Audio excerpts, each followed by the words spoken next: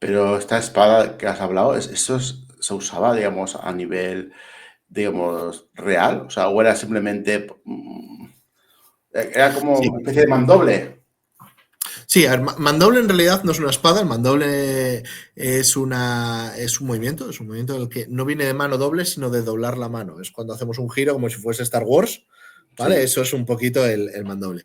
Pero sí, sí, nos podemos hacer la idea del espadón enorme que se coge con dos manos, que mide 1,70 m y algo, y que tiene un sentido en esgrima súper concreto, que es el estudio biomecánico para saber movernos y controlar nuestro cuerpo, porque es un arma que aunque pesa 2 kilos y pico, en la punta puede generar pues cientos de kilos de fuerza que te obliga a moverte hacia donde tienes que moverte, ¿no?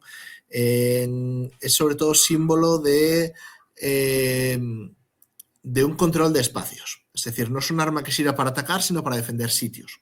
Por ejemplo, en la puerta de un castillo, en un puente, el montante sería muy utilizado en los barcos para evitar abordajes. ¿Vale? Imagínate a un pirata saltando con la cuerdecita y lo que se encuentra es un helicóptero dando vueltas en la cubierta del otro barco. Básicamente con ese espadón empiezas a dar vueltas, vueltas, vueltas y ahí te lo encuentras, ¿no? Pues entonces al final es un arma pues muy difícil de poder acercarte a él. Pero claro, no es un arma que usase a lo mejor demasiado en lo que es una batalla propiamente dicha, ¿vale? Pero sí que en circunstancias de proteger espacios, sí. Aquí en España, por ejemplo, sabemos que lo utilizaban mucho cuando iban a practicar esgrima sin tener un espacio propio. Muchas veces pues, se podía hacer esgrima en la plaza del pueblo. Yo qué sé, pues el domingo después de misa la gente se juntaba para hacer esgrima en la plaza del pueblo. ¿Qué pasa? Que la plaza después de misa está llena. Entonces el maestro era el primero en salir, iba con el montante y se ponía a moverlo para que la gente se apartase.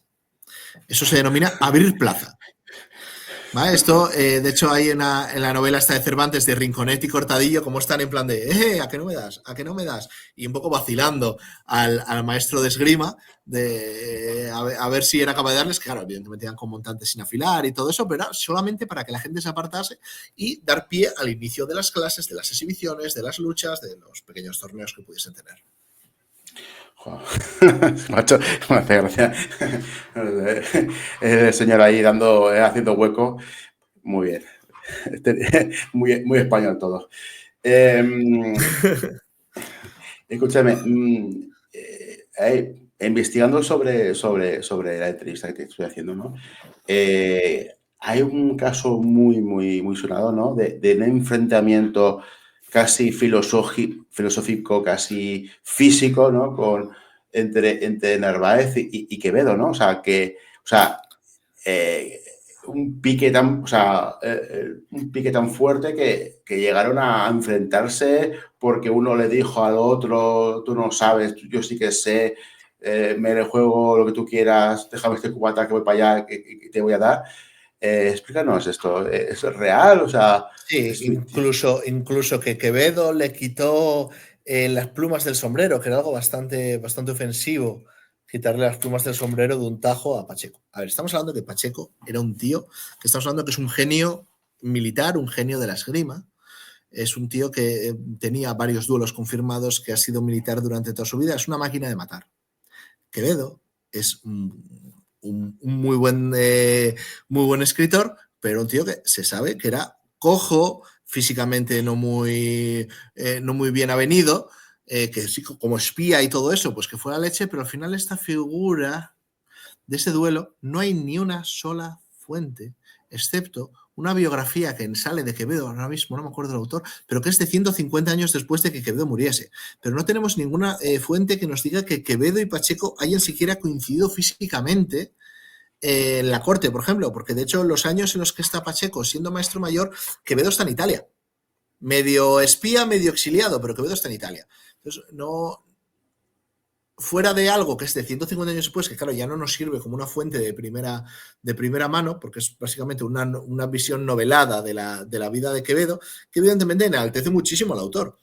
Que Quevedo era un broncas, lo sabemos todos. O sea, Quevedo con Góngora andaban todo el día a matarse. Claro, es una figura que presta mucho a que haya esos piques. Y Quevedo, sabemos que era un tío con una mala leche del copón. ¿Cómo nos iban a llevar mal? Pero en realidad no sabemos que eso haya podido ocurrir. Y desde luego, si hubiese ocurrido, aparte de que hubiese sido más sonado, hubiese quedado mencionado en alguna fuente más, no solamente en, lo dicho, una novela de 150 años después, es prácticamente imposible que Quevedo hubiese vencido a Pacheco. O sea, estamos hablando de que no. O sea, por mucho que Quevedo llevase una espada como buen ciudadano libre dentro del imperio, no tiene ningún sentido que haya vencido a un genio como podría ser Pacheco. Entonces podemos prácticamente asegurar de que eso es completamente mentira. O sea, no, porque lo leía y dije, ostras, madre mía, este Quevedo es un bronquillas. Yo también soy interesado, ¿no? O sea, con lo que te comentaba antes, ¿no? Siempre, ¿no? Digo, bueno, pero vamos a ver. Yo estaba ahí, digamos, en el Madrid de los Austria, me salía a la calle, el otro, lo del guante, no sé si se llevaba entonces, ¿no? Me llevaba el guante. Digo, pues, me has ofendido porque has mentado a mi madre. Pues ahora, te voy a pegar, a lo mejor vamos a pegarnos aquí. O sea, ¿había realmente luchas callejeras, digamos, en el Madrid? Porque creo que incluso hubo ordenanzas, ¿no? En el tema de cambiar la vestimenta, en vez del gorro de ala ancha, sino el gorro afrancesado para poder ver el rostro de la persona que se justiciaba, el corte de las capas, todo esto. Dime, o sea, ¿realmente era un Madrid peligroso o era un reino de España peligroso en sí? ¿O A ver, está muy...? estamos hablando de que todo el mundo lleva espada. Tú vas a tomar algo, bebes en la taberna y tú llevas una espada. Y evidentemente todo el mundo sabe que el alcohol envalentona, ¿no? El tema que comentas, luego que hubo ese motín, el motín de Esquilache, que Esquilache fue el que decía precisamente de cambiar los sombreros a los tricornios, quitar las capas anchas para que se viese si llevabas o no espada. Pues sí, estamos hablando de mediados del siglo XVIII.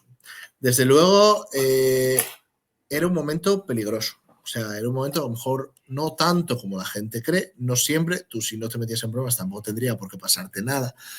A punta de espada no es que te fuesen a atracar, porque evidentemente si te quieren atracar lo que hacen es sacarte un cuchillo por la espalda, igual que a día de hoy, ¿vale? No es que te vayan ahí a, venga, batámonos en duelo para que me des la bolsa o la vida. Eso queda muy bonito en las acciones más románticas que tenemos en realidad como fuente del siglo XIX, ¿no? Ese Alejandro Dumas, esos mosqueteros y demás, pues al final es la novela que se aleja un poco de la realidad, pero sí que tenemos casos de, por ejemplo, creo que era en Toledo, donde había un caso de que los alguaciles no dieron abasto porque en una sola noche hubo 20 duelos en el casco histórico de Toledo. O O sea, sea, eso es mucho. Claro, también coincidió que era el día de fiestas, que era un día donde todo el mundo había salido. Claro, ¿no? Es como que, oye, en Año Nuevo en Madrid hubo no sé cuántas peleas callejeras, tal, pues, bueno, pues, similar a lo que se puede ver hoy en día. Evidentemente, pues con números de personas pues menor, pero ¿cuántas peleas hay en un Madrid en Nochevieja? Pues claro, pues un poco parecido, pero evidentemente con la gente llevando espadas de forma legal por la calle, pues todo va a empeorar. De hecho, hasta el punto de que excomulgaban a los duelistas. También por una cuestión muy sencilla. Muchas de las acciones que, por ejemplo, a buscar la verdadera destreza es desarmar a tu oponente. Es algo mucho más difícil que matarlo, desarmarlo, pero claro, es que si matas a alguien vas a la cárcel, porque matar gente es ilegal en todas las culturas. Entonces, ahí está ese tema también de acogerse a sagrado, ¿no? Que nos suena de meterse en la iglesia para que no te puedan detener, aunque eso también puede ser un poquillo posterior. Pero yo, si te voy a quitar el arma y me coloco de tal forma que si tú intentas revolverte y tú vienes hacia mí para volver a recuperar tu arma, te vas a clavar mi espada. Claro, esto era defendible en un juicio. Yo no te he matado. Yo tenía mi espada mirando hacia ti y tú te has clavado mi espada. Si esto legalmente yo no te he matado, significa que te has suicidado. Si te suicidas en una sociedad tan profundamente católica como es la España del siglo de oro, significa que no vas al cielo. No te estás jugando la vida en un duelo, te estás jugando la vida eterna por cagarla e ir hacia adelante cuando no debes. Entonces, precisamente para prevenir el suicidio y que la gente no fuese ahí al purgatorio y demás, se empieza a excomulgar a los duelistas, pero por el simple hecho de que no se jueguen la vida eterna, no porque se mueran o no se mueran. o Que al sea, final es ir un poquito más allá. O sea, que sí que... ¿Y qué tipo de, digamos, de tipo de técnicas, o sea, porque, o sea, lo que era la verdadera destreza, digamos, sería practicado por un cierto número de personas, digamos, entre comillas, un poco la élite, ¿no? Pero el tío llano del pueblo, o sea, ¿sabría hacer esto o se pegaban de espadazos? O sea, es como en las películas que sale el ala triste por ahí, por la calle, se empiezan a pegar en plan geométrico para aquí, para arriba, para abajo, o tenían, era todo mucho más de impacto, o sea, de instinto. ¿Cómo funcionaba? O sea, es que me intriga bastante esto, ¿no? Eh, ¿Qué diferencia había? Realmente. Repito un poco por un lado, pues esa diferencia entre yo cuando estoy en clase de karate haciendo karate, no me voy a pelear igual que en una pelea de bar. ¿No? Pues aquí lo mismo, no te pondrías a lo mejor contando juego geométrico, pero ese juego geométrico ya te da un sistema de entendimiento de la distancia, del tiempo, de la técnica, de cómo encajar la espada del otro y demás. Evidentemente, no tendría por qué ser solamente la ETE, evidentemente no es lo mismo un 1600 con 1650. ¿No? En el que pues ya encontramos cierta estandarización de la destreza y que no tiene por qué ser algo más caro que las otras esgrimas. Es decir, que es posible que una persona relativamente libre y con un trabajo más o menos normal, eres un oficial en un gremio, eres un ex soldado y demás, pues bueno, si puedes tener eso. Otra cosa ya es el típico matarín asesino a sueldo, como podemos encontrar realmente un ala triste, que simplemente es un veterano de guerra que tenía la sangre fría y ya tiene las narices hinchadas, ¿no? Esto de aquí pues no es lo mismo el que te practica, que tiene una pelea de bar y la gana porque es un cinturón negro de karate, o el que tiene una pelea de bar y la gana porque es un tío que es veterano del Kosovo y está tralladísimo de la cabeza. Ya. Poner un ejemplo. ¿Vale? Entonces, evidentemente ese concepto también existía. Pero claro, no tiene por qué significar que la verdadera destreza solamente les hiciesen las élites. ¿Vale? O sea, que alguien de un pueblo llano pues también podría llegar a tenerlo. Hablando de todo esto, vamos a ver, porque claro, eso es, digamos, estamos hablando de la escuela española, ¿no? Pero hablemos, ¿no? de la escuela italiana. Antes has comentado que Camilo Agripa, digamos, fue, digamos, un poco el que inició en general el tema matemático en la esgrima, ¿no? ¿Qué diferencia había entre la escuela italiana y la escuela francesa y la española, ¿no? Pues se habla de las Bien, pues, cuatro posiciones. ¿Qué diferencia había entre una escuela y otra?